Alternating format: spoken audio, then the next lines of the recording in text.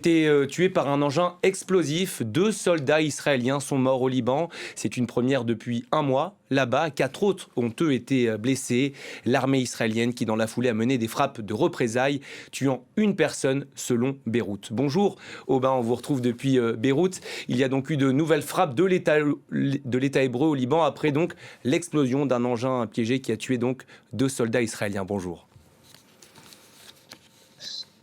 Bonjour. Ce sont en effet plusieurs frappes israéliennes qui ont touché hier le sud Liban, faisant au moins un mort et 10 blessés. Plus tôt dans la journée, ce sont 2 soldats israéliens et 7 autres qui ont été blessés dans l'explosion d'un objet piégé dans la localité de Majd al-Zoun, au sud du Liban. Ceci est une première depuis la signature de l'accord cadre fin juin entre les autorités libanaises et israéliennes. En conséquence, les autorités israéliennes ont donné l'ordre d'évacuer aux habitants de Mandsouri, une localité qui se situe juste au-dessus de la ligne jaune, tracée unilatéralement par l'armée israélienne comme sa zone de sécurité.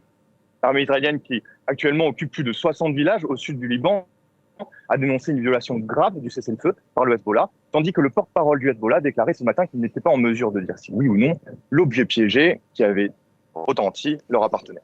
Et la question qu'on se pose aujourd'hui, Aubin, c'est quel impact peut avoir ce regain de violence sur les négociations actuelles à Rome entre Israël et le Liban. C'est le 7e cycle de pourparlers.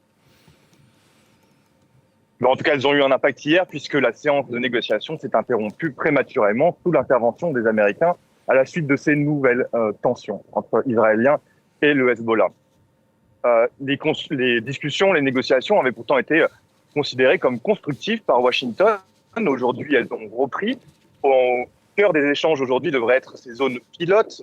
Les zones pilotes, ce sont des secteurs contrôlés par l'armée israélienne, sur lesquels elle devrait progressivement se retirer, laissant la place aux forces armées libanaises. Celles-ci auraient ensuite pour mission de démanteler les possibles infrastructures ou positions du Hezbollah. Cette mission, cette mise en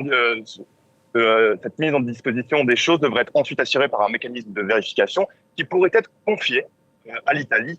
Il faut rappeler qu'aujourd'hui, Israël refuse toute implication de la France dans cette mission. Merci Aubin pour toutes ces précisions en direct de Beyrouth.